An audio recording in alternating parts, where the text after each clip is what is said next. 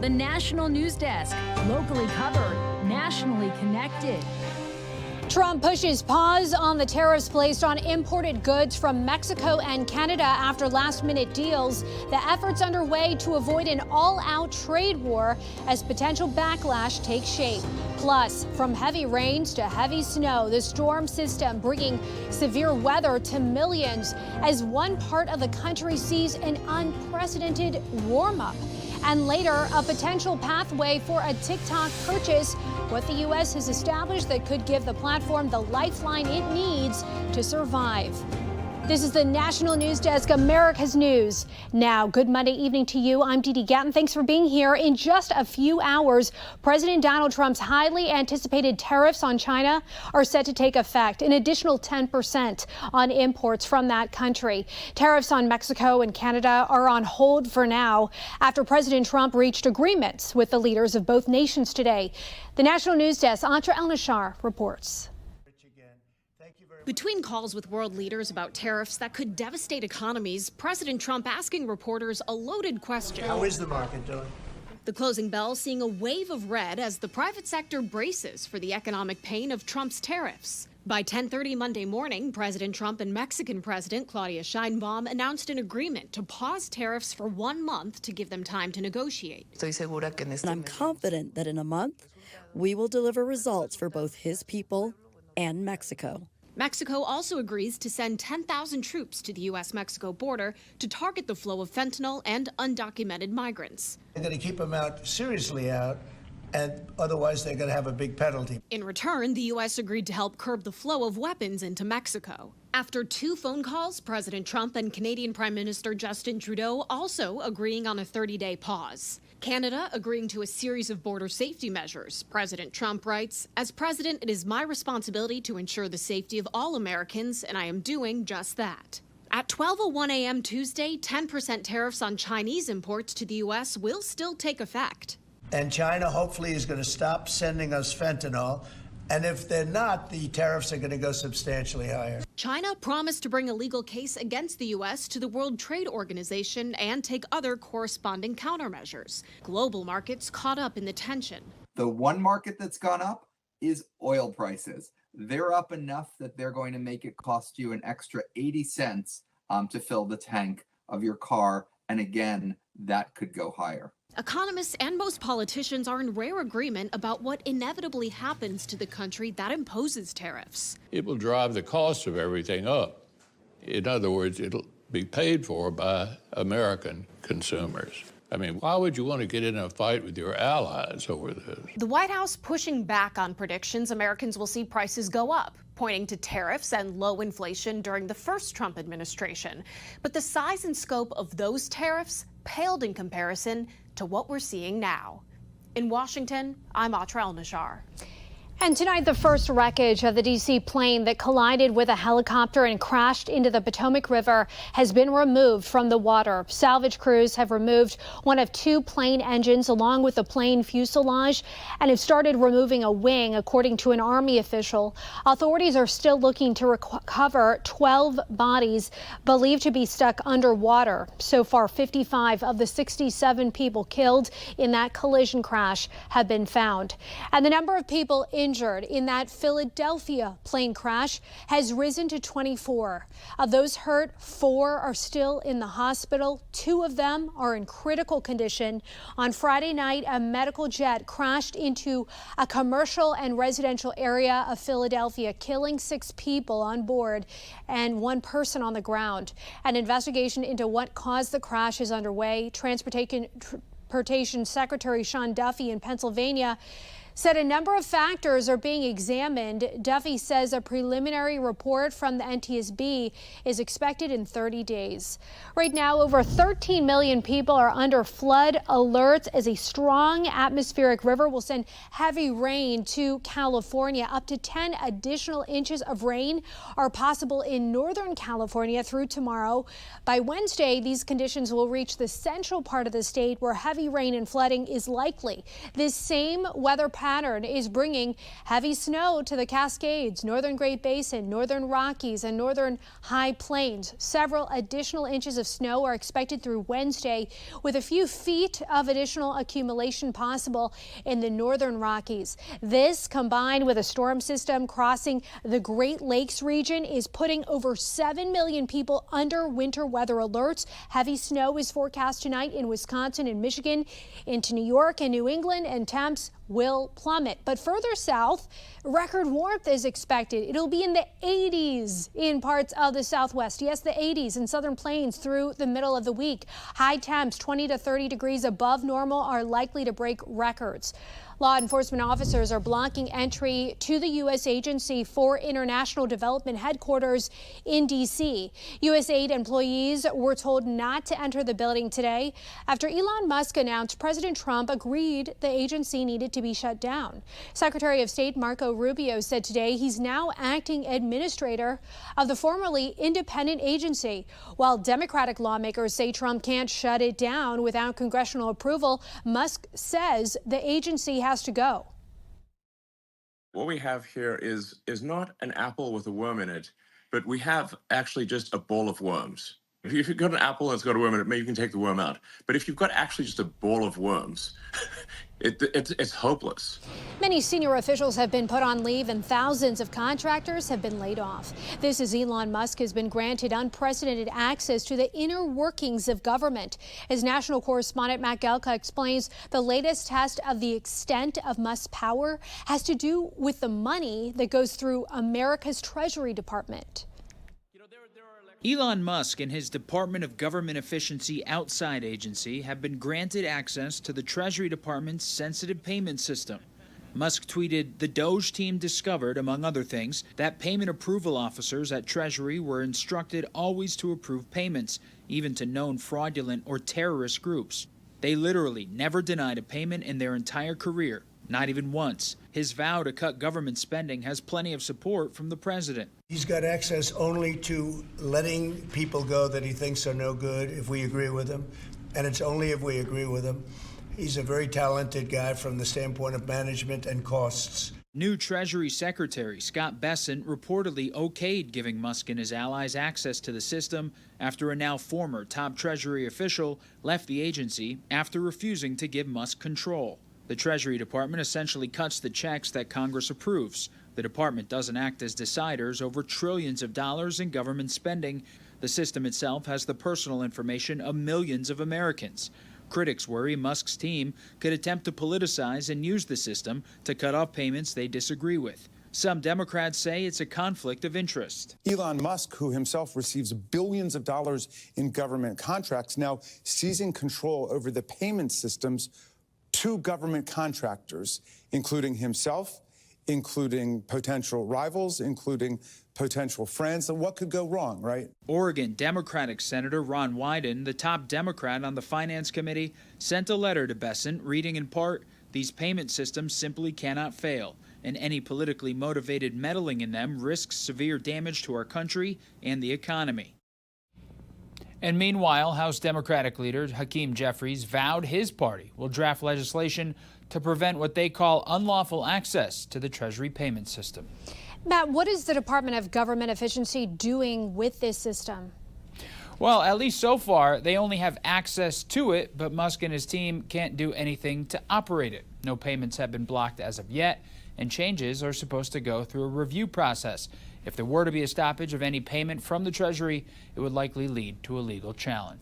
Live from Washington, D.C., Matt Gelka, thank you. Vice President J.D. Vance, EPA Administrator Lee Zeldin, Ohio Governor Mike DeWine, and other state leaders are in East Palestine, Ohio today, 2 years after the toxic train derailment there. The leaders are meeting with residents and getting updates on the cleanup. And I think that we could do a lot better at ensuring that when you have a terrible train disaster like what happened in East Palestine, the railways actually pick up the tab. And that is one thing. As much as I'm inspired and gratified by the resiliency of this community, I heard a lot about Norfolk Southern making promises to this community that it didn't keep. And the first wrongful death lawsuit against Norfolk Southern was filed today, along with claims against the EPA and CDC over their response. Jury selection has begun in the trial of the alleged ringleader accused of stealing $250 million from a COVID-19 program meant to feed children. Prosecutors say Feeding Our Future, the nonprofit Amy Bach founded, falsely claimed to sponsor thousands of meal sites, inflating its federal funds from $3.4 million in 2019 to nearly $200 million in 2021. Bach, one of 70 defendants in the case, denies the charges. She and a co-defendant will be the second group to stand trial. The first trial saw 5 convictions, including one defendant sentenced to 17.5 years. The trial is expected to last 6 weeks. Coming up, the country's southern border in the spotlight, what the Defense Department is pledging to deliver as the military doubles down on border security. Then a recall alert for parents, the popular teething sticks that may pose a choking hazard for your baby, and the efforts underway to get toxic heavy metals out of children's food. What our investigative correspondents are demanding of the FDA in an expanding fight for food safety. We'll be right back.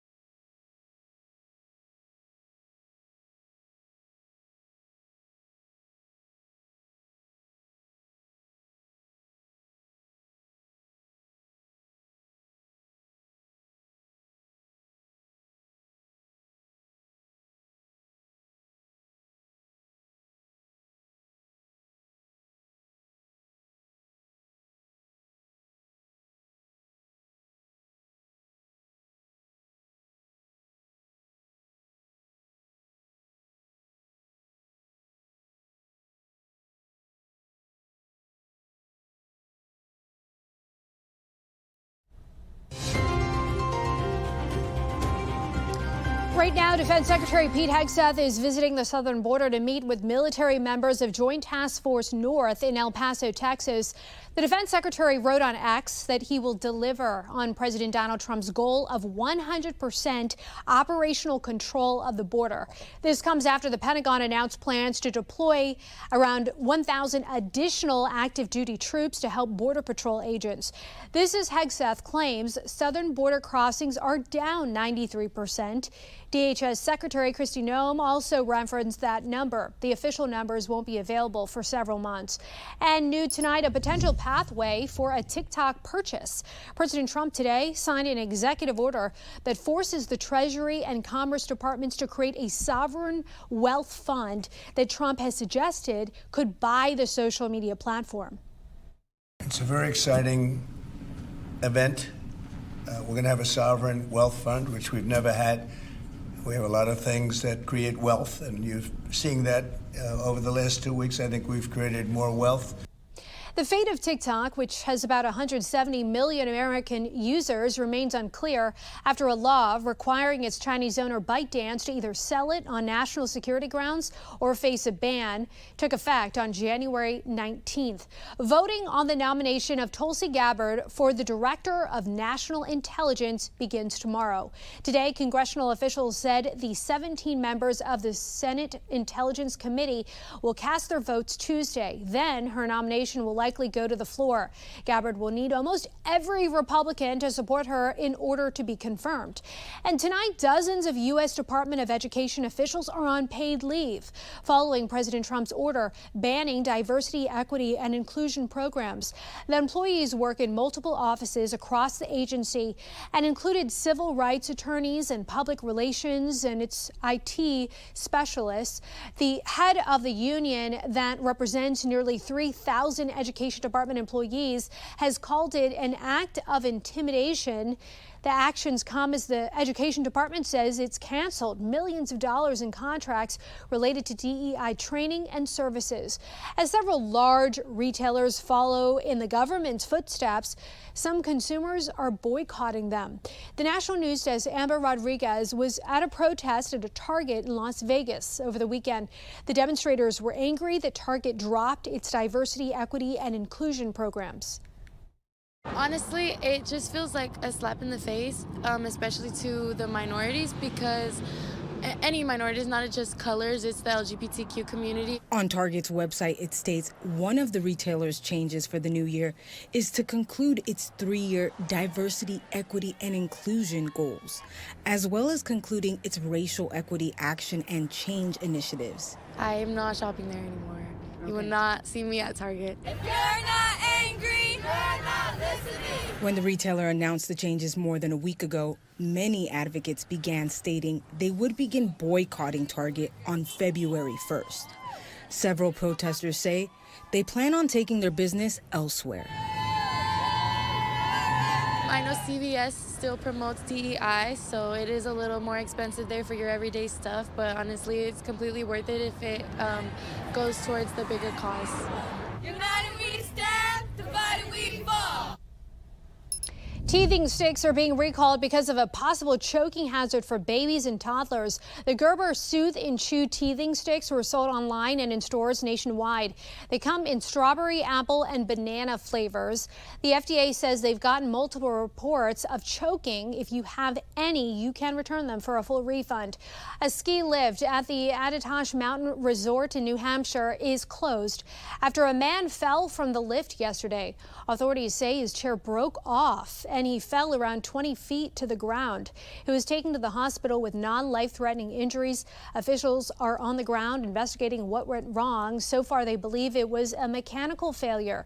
The Commanders are here to stay. That was the word from Washington football team owner Josh Harris, who said just today the moniker will continue on despite questions over whether the team would make a change since switching owners in 2023. The name hasn't been very popular with the fan base, but Harris said it was being embraced by the team and coaching staff, particularly after making it to the NFC Championship game. This is the National News Desk, America's News Now. We have reporters all across the country in your neighborhoods covering issues that matter to you. From tax breaks for first responders in Oregon to an ex-high school basketball coach, facing jail time in Washington state.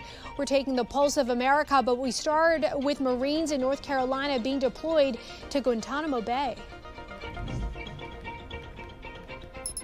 We are going to Guantanamo Bay to complete the mission that was given to us. That mission being support for the Department of Defense and Department of Homeland Security's mission to expand the Migrant Operations Center at Guantanamo Bay's Naval Station.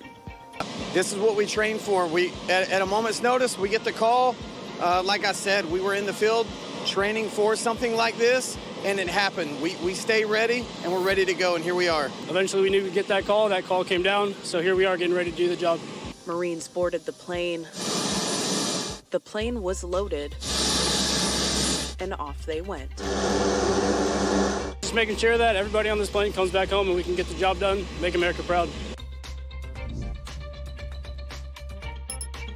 It took all of one day for a jury to convict Jacob Jackson, with prosecutors successfully arguing that this prominent former basketball coach was actually a predator. I was 14 years old. 14 when things first started. Jackson Cummings was one of at least 8 young athletes terrorized by Jackson. He says this verdict is vindication. Just feels like the weight was lifted off my shoulders. Feels like I can start a new chapter, turn the page. Jackson was found guilty on 19 counts of sex crimes, including for rape of a child, sexual misconduct with a child, and kidnapping. Justice was served today, and justice is going to keep getting served in the future for everybody else who makes bad decisions.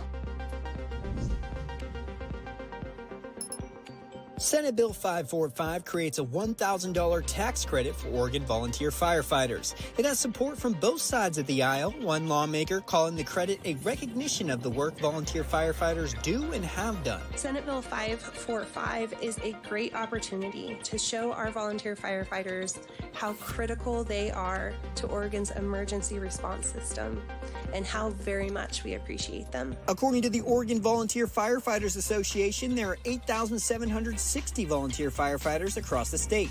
Those in favor of the tax credit hope that it will aid in the recruitment and retention of volunteers in Oregon. This by no means will make anyone wealthy or financially sound, but it may help alleviate a small financial burden and encourage more people to hear the call to service. After years of investigating the dangers of lead in baby food, the FDA is finally taking action. But coming up, why lawmakers and doctors say the fight is far from over.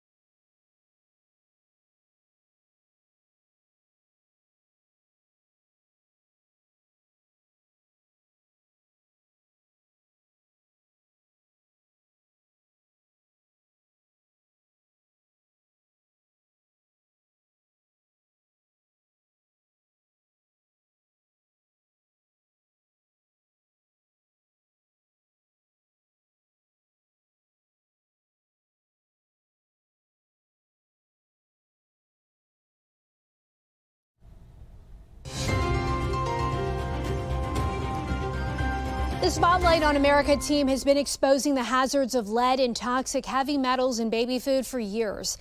Now, after repeated calls for action, the FDA has set guidelines for lead in baby food, but it's not the end of a fight for food safety, now being spearheaded by lawmakers and pediatricians. Lisa Fletcher reports. We've taken lead out of gas, paint, and water because it's toxic and damages our bodies and brains. But it hasn't universally been taken out of baby food, arguably the most dangerous place for heavy metals. After a bombshell congressional report found extremely high amounts of lead in legacy brand baby foods in 2021, the FDA promised to rein it in. Nearly 4 years later, the only action, released just this year, is a voluntary guideline for industry for lead in baby food. It is very dissatisfying. And the idea that FDA is only now able to come up with one voluntary standard after 4 years of work is really a testament to how broken our food system is. Sarah Sorsher is the Director of Regulatory Affairs at the Center for Science and the Public Interest. What makes it so hard to come up with these standards? Unfortunately, for a lot of American politicians, regulation has almost become like a dirty word. And so it's become harder and harder for federal regulators to come out with new safeguards. The non-binding guideline caps lead at 10 parts per billion for most types of baby food. For context, in 2021, a congressional investigation found baby foods containing lead as high as 880 parts per billion. With 4 years to prepare, experts say most baby foods are already in compliance with the FDA's new guideline. But Sorsher warns this is no time to let your guard down. A lot of people look at these new standards and think that the job is finished, but it's really only just starting. The limits do not include popular items like teething biscuits or snack puffs, known to contain high levels of lead. What was your reaction when you heard that they set these guidelines? It's just too little too late. U.S. Representative Raja Krishnamurthy led the 2021 congressional investigation that exposed industry's neglect and the FDA's lack of action. He says 4 years for voluntary guidelines wasn't worth the wait. I'm a little disappointed. It's just guidance. It doesn't cover all baby foods. It feels like they didn't get the memo that there's a lot of other carcinogens and neurotoxins out there that we need to police, such as cadmium, mercury, and arsenic. And while the FDA hasn't been as aggressive as many had hoped, neither has Congress. This year, Krishnamurthy will introduce the Baby Food Safety Act for the third time, with prior attempts derailed by industry's influence with some elected officials. What specifically, if you can, has been holding this up? A lot of these food conglomerates definitely have power within Congress. And, they have the power to, potentially stop committee action. And I know for a fact, when I first started this investigation, there were a lot of different companies that were just not happy with us shining a light, let alone trying to pursue legislation on it. If Krishnamurthy gets his way, there will be only mandatory standards with limits for all heavy metals in all food for babies, with consequences for those who do not comply. We're not going anywhere because this is something that's just too important to ignore. For Spotlight on America, I'm Lisa Fletcher.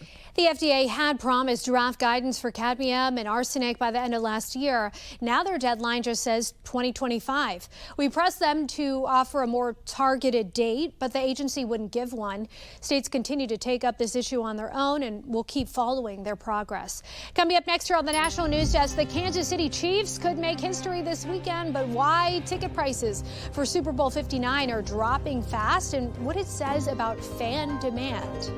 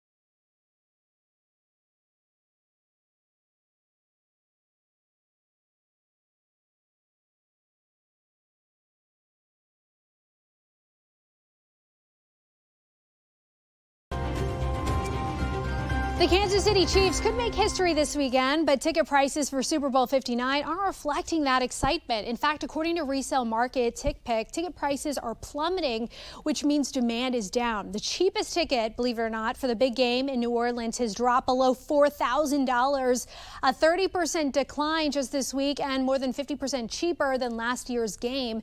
The Chiefs, who face the Philadelphia Eagles on Sunday, are aiming to be the first team to win 3 consecutive Super Bowls, but analysts say there could be a bit of Chiefs fatigue at play. That's going to do it for us for this edition of the National News Desk. We invite you to join us again this evening for more coverage on America's top stories. I'm Didi Gatton here in Washington. Thanks for watching, and we'll see you tonight.